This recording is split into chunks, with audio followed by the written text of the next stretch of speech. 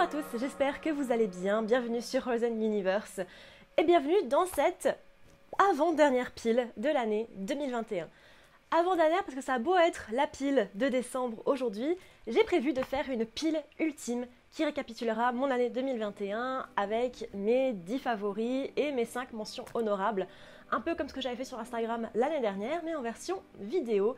Donc lançons-nous dans la pile du mois de décembre avec une pile pas du tout droite pour bien commencer, mais une bonne pile avec des choses très intéressantes, donc lançons-nous tout de suite. Le premier livre dont je vais parler aujourd'hui est Time, le premier livre de la saga Manifold de Stephen Baxter, sorti en 1999.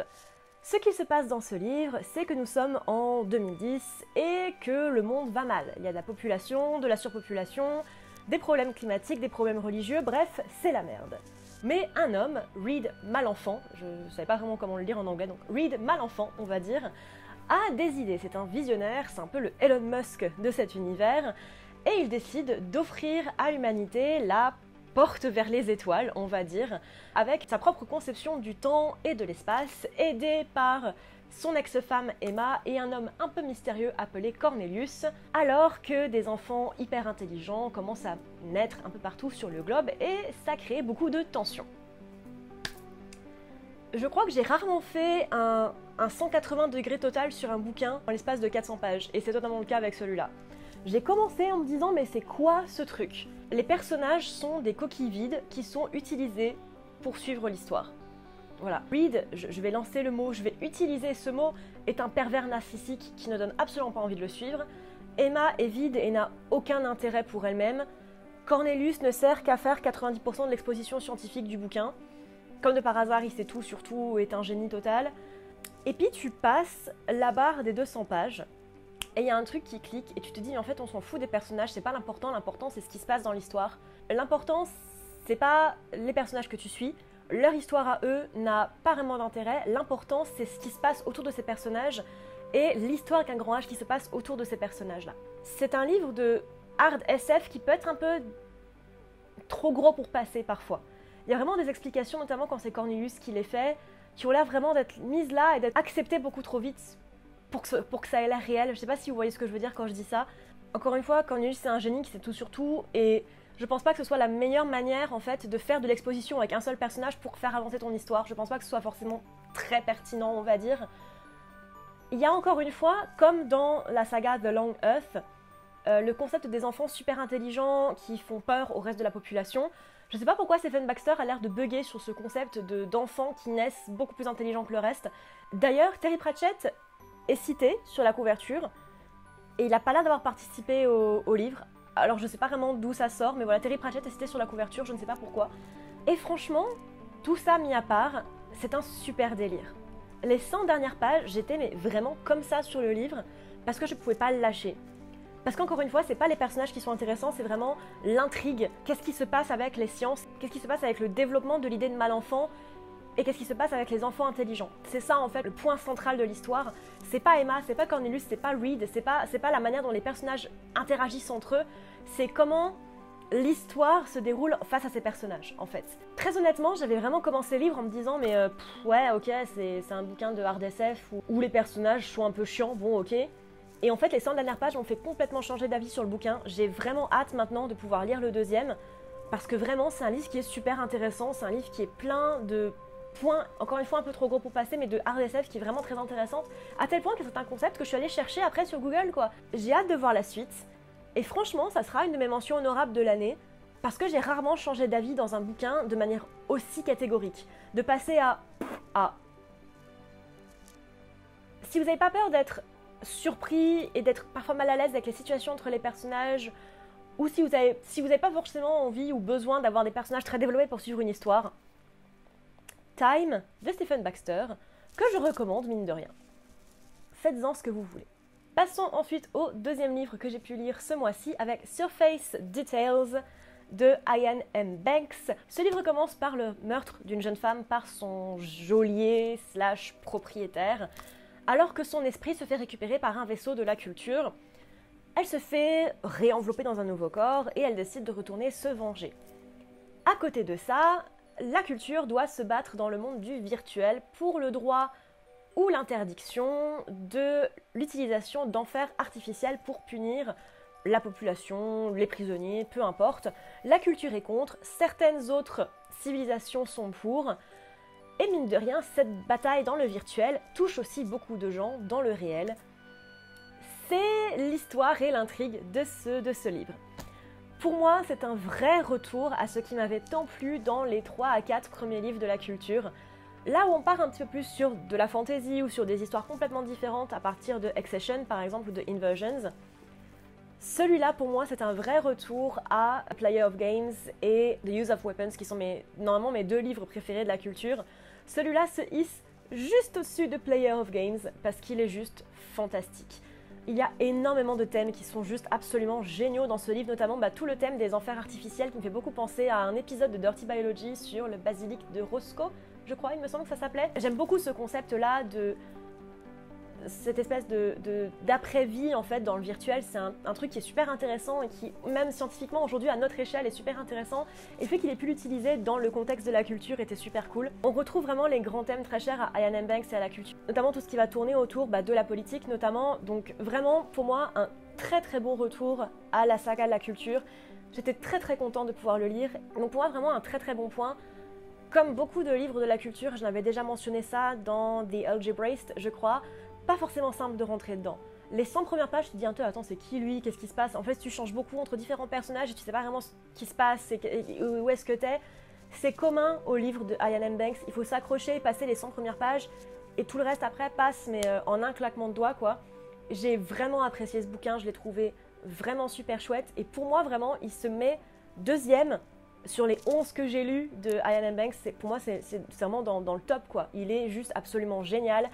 Il y a énormément d'humour, très grinçant, très britannique en fait. Les personnages sont hyper intéressants. Pour le coup, c'est complètement l'inverse de Time, au sens où c'est vraiment les personnages qui font avancer l'histoire. J'ai vraiment eu un gros coup de cœur pour ce bouquin, donc vraiment, je vous le recommande.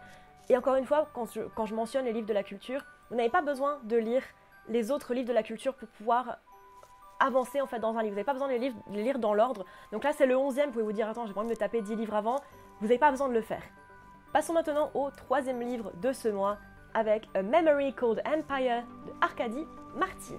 Nous suivons l'ambassadrice Mahit Dzemare, je ne sais pas comment on prononce ce nom, je n'en sais strictement rien, qui arrive sur la planète principale de l'Empire Teixkalan pour parler au nom de la station Le Sel. Elle y découvre que son prédécesseur s'est fait assassiner. Elle essaie de trouver qui l'a assassiné tout en essayant elle-même de se protéger parce qu'une tentative d'assassinat ne va pas tarder à lui tomber sur le coin de la face. J'ai adoré ce bouquin. Ce livre est sorti en 2019 et c'est un livre qui avait fait énormément parler de lui à l'époque. Si vous étiez un peu sur le Bookstagram à l'époque, tout le monde et leur grand-mère a parlé de ce livre. Et je comprends pourquoi, parce que c'est juste absolument génial. C'est du très bon space opéra de très haut niveau.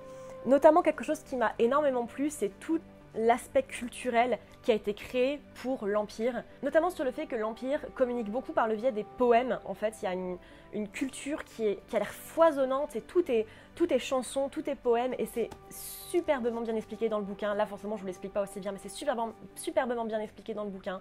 J'ai adoré le personnage de Mahit, qui pour le coup est vraiment un pont entre le livre et nous, c'est-à-dire qu'elle connaît déjà cette culture parce qu'elle y est ambassadrice, mais elle découvre véritablement, elle plonge véritablement dedans et du coup elle nous fait découvrir aussi comment cette culture fonctionne.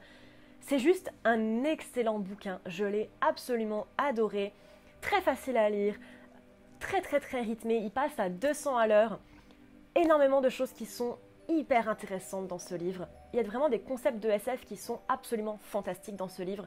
Par exemple, le concept de l'imago, qui est, on va dire, une petite puce que vous avez à l'arrière du crâne, où vous avez les personnes qui ont fait votre travail avant vous dans votre tête en même temps. En gros, c'est ça. Vous avez plusieurs personnalités, vous avez votre personnalité à vous, votre personne, mais vous avez aussi les personnalités des gens qui ont fait le boulot avant vous. Et du coup, vous êtes une librairie de savoir en vous-même. C'est absolument fascinant, je trouve, comme concept. Et puis bien sûr, il y a toutes les intrigues de la cour de l'Empire qui m'a fait énormément penser à la manière dont l'Empire est représenté dans la série Fondation. Si vous avez lu ce livre et vu la série Fondation, pour moi il y a énormément de parallèles. Je ne sais pas si c'était voulu par les gens qui ont fait Fondation. Je veux dire, ce livre est sorti en 2019. Je crois que la série Fondation était déjà en écriture à ce moment-là, où elle commençait à être tournée. Alors du coup, je ne sais pas vraiment si c'est volontaire ou pas, ou si c'est juste moi qui ai fait les parallèles toute seule dans ma tête. Mais pour moi, les parallèles sont là. Franchement, un excellent livre que j'ai juste adoré et je vous le recommande à 100%. Passons à la suite avec Zoe's Tale de John Scalzi, sorti en 2008. Et si on racontait l'histoire de The Last Colony, mais du point de vue d'un autre personnage? Voilà, c'est le script de Zoe's Tale, c'est The Last Colony, mais vu du point de vue de Zoé. Zoé qui était la fille d'un scientifique fou et qui s'est fait recueillir par John Perry et sa femme Jane Sagan.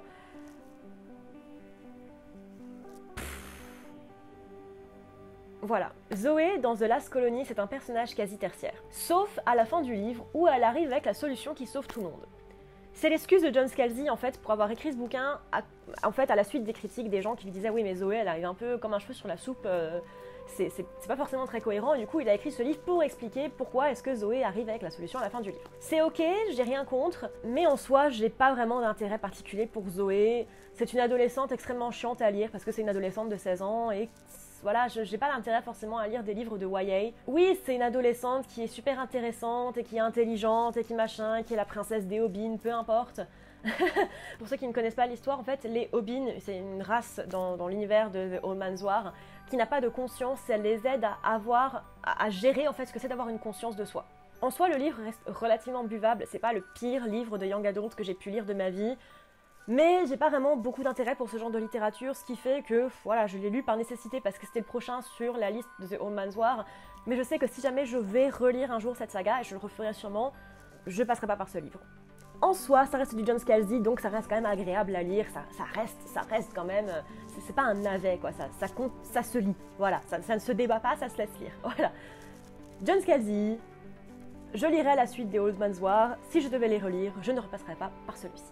Passons maintenant à un livre assez surprenant, The Gods Themselves, de Isaac Asimov, sorti en 1972. Dans ce livre qui se passe en l'an 2100, l'humanité a accès à une pompe à électrons qui leur permet d'avoir de l'énergie quasiment à l'infini et pour absolument aucune conséquence, qui leur permet en fait de prendre la matière et l'énergie d'un univers parallèle pour l'envoyer vers le nôtre. Mais un homme, le professeur Lamont, a l'intuition que c'est quelque chose d'extrêmement dangereux et selon ses prédictions, cela pourrait faire exploser notre soleil, pas forcément quelque chose de désirable. En parallèle de ça, nous suivons une race de poissons extraterrestres, leur vie, leur culture et leur soleil qui se meurt. Eh bien écoutez, si vous voulez un livre d'Isaac Asimov qui parle d'aliens et de sexe entre aliens, The Gods Themselves est pour vous. C'est un livre qui est vachement particulier, je trouve, dans sa bibliographie, parce que c'est très différent du reste de ses écrits, je trouve. C'est un livre qui est super intéressant pour son aspect art science, vraiment, donc la pompe à électrons et comment elle fonctionne, mais aussi sur tout l'aspect, pourquoi est-ce que cette pompe est dangereuse, pourquoi est-ce que prendre de la matière c'est dangereux, etc., etc. C'est hyper intéressant. J'ai beaucoup aimé la culture alien, du coup, de ces espèces de poissons un peu bizarres, et aussi l'aspect... À la fin du livre, on voit une société humaine qui est en partie sur la Lune, il s'appelle les Lunarites. J'aime beaucoup cet aspect-là, ça fait beaucoup penser à The Expanse. C'est un livre qui fait à peine 260 pages, donc c'est un livre qui se lit extrêmement facilement, assez bien rythmé. Alors parfois, voilà, Isaac Asimov parfois a tendance à faire des discussions qui sont un petit peu longuettes et qui font un petit peu trop d'exposition. Ça reste du Isaac Asimov, ça reste un livre écrit quand même il y a quelques années maintenant, mais qui je trouve est super agréable. J'ai vraiment beaucoup aimé, en plus la couverture est juste absolument magnifique. J'ai beaucoup apprécié ce livre, j'ai passé un bon moment devant, parce que je pense voilà, il est hyper facile à lire, il est très sympa. Franchement, je l'ai beaucoup apprécié, donc si jamais vous avez envie de tenter Isaac Asimov, mais vous n'avez pas envie de vous lancer dans le cycle Fondation parce que vous trouvez ça un petit peu long, ou vous n'avez pas envie de vous lancer dans le cycle des robots parce que vous trouvez ça un petit peu long, franchement, lancez-vous. Passons maintenant déjà à la fin d'une saga, Assassin's Quest, le dernier tome de la trilogie Farseer de Robin Hobb. Qu'est-ce qu'il était compliqué à lire ce livre. Il fait 850 pages et il ne commence véritablement qu'à la page 400. Qu'est-ce qu'il était long à démarrer, qu'est-ce qu'il se répète, qu'est-ce qu'il est long. Vraiment, si je devais décrire ce livre, ce serait long, pas inintéressant, pas chiant du tout, c'est un très bon bouquin. Les 400 premières pages peuvent être résumées en 100, peut-être, si on arrête de faire des circonvolutions et des répétitions, et les choses, et les mêmes choses qui se passent en boucle, pas pareil, mais un petit peu quand même. C'est la quête du héros, la vraie quête du héros, celle qu'on sait qu'il doit suivre depuis la fin du 2e livre, ne commence qu'à la page 400.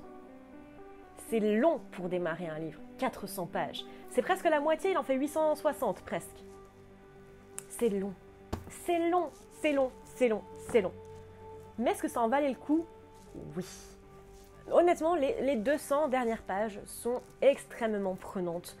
Le livre commence véritablement, comme je l'ai dit, à la page 400, et on commence vraiment à rentrer dedans à peu près à la page 600, quand vraiment l'histoire commence à se lancer, qu'on retrouve vraiment les personnages et qu'on retrouve vraiment la quête initiale et celle qu'on attend depuis la fin du 2e livre en fait. Petit point un petit peu dommage, le 2e bouquin se finissait sur un énorme cliffhanger qui est levé ligne 1, page 1 du bouquin. Donc du coup, t'attendais vraiment quelque chose, une grosse révélation, elle arrive en fait tout de suite et tu te dis attends merde, c'est quoi ce truc là?